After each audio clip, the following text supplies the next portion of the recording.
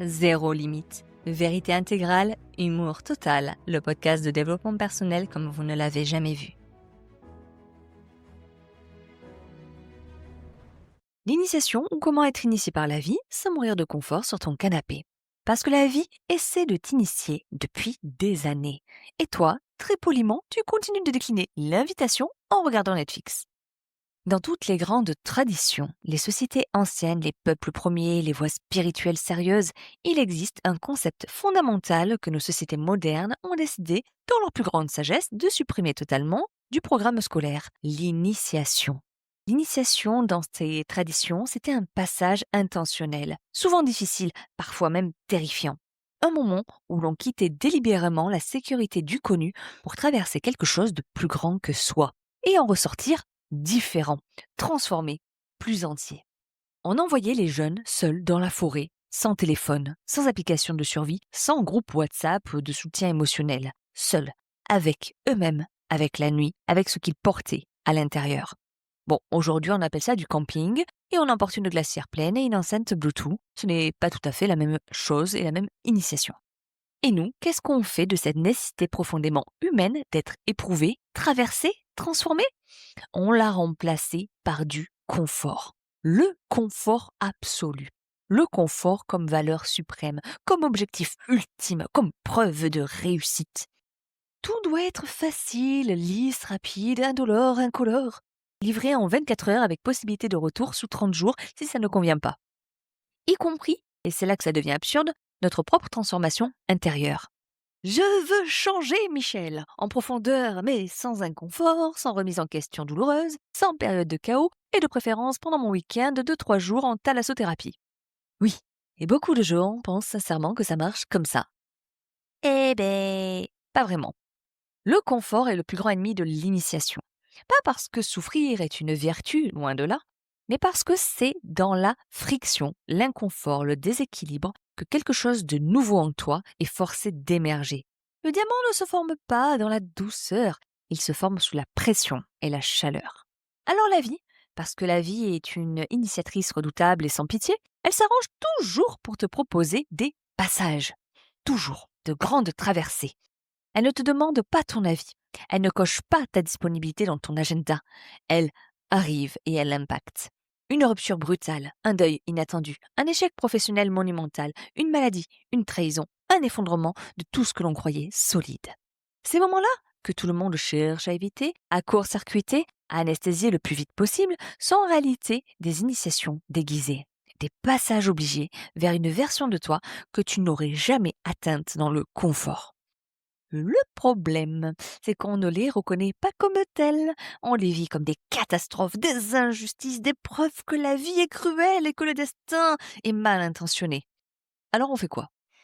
On gère, on survit, on attend que ça passe, on reprend le confort là où on l'avait laissé, et donc on rate l'initiation complètement. C'est comme recevoir une lettre de Poudlard et la mettre directement à la poubelle parce que l'enveloppe avait l'air bizarre. Subir son confort, c'est choisir une vie sans aspérité, sans risque, sans vertige, et donc sans la profondeur, la richesse, la saveur que seul le passage par l'inconfort peut produire. On ne grandit pas dans la serre, on grandit dehors, dans le vent, dans le froid, dans le réel. Mais, et c'est là le cœur de cet épisode, il y a une différence fondamentale entre subir une initiation et la choisir.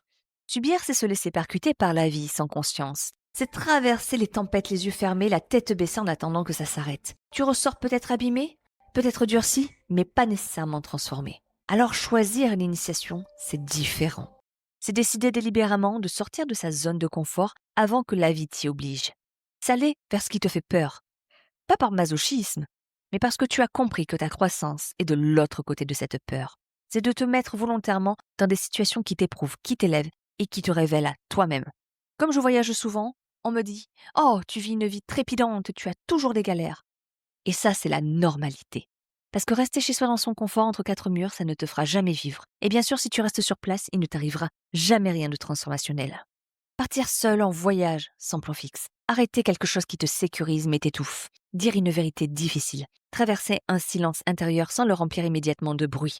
Apprendre quelque chose qui te dépasse. Rencontrer ta propre limite et décider de la repousser. Ce sont tes forêts à toi.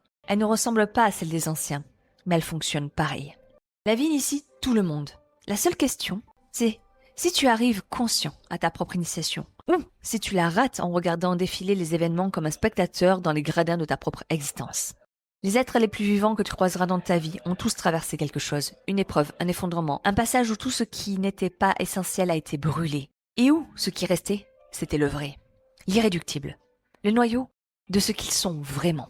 Ce n'est pas un hasard, ce n'est pas de la chance, c'est le fruit d'une initiation traversée consciemment, avec les yeux ouverts, le cœur présent et la décision de ne pas fuir ce que la vie était venue révéler.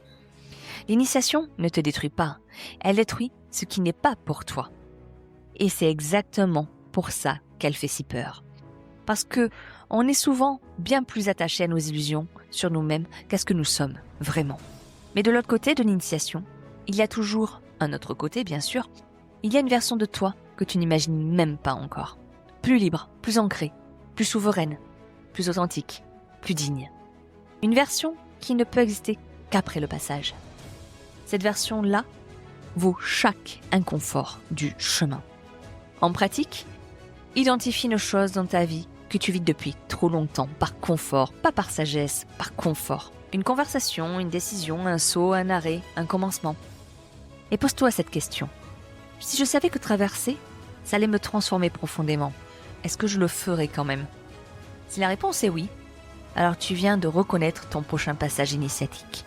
La prochaine étape, c'est de le choisir avant que la vie ne te l'impose. Mon message, zéro limite.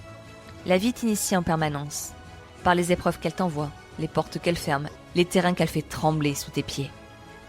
Elle ne le fait pas pour te punir, elle le fait parce que tu es capable de plus que ce que ton confort t'autorise à vivre.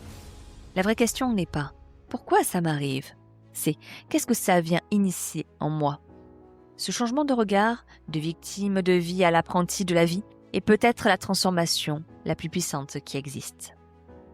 Tu n'es pas là pour survivre confortablement, tu es là pour vivre pleinement, pour être éprouvé, élargi, révélé à toi-même dans toute ta profondeur.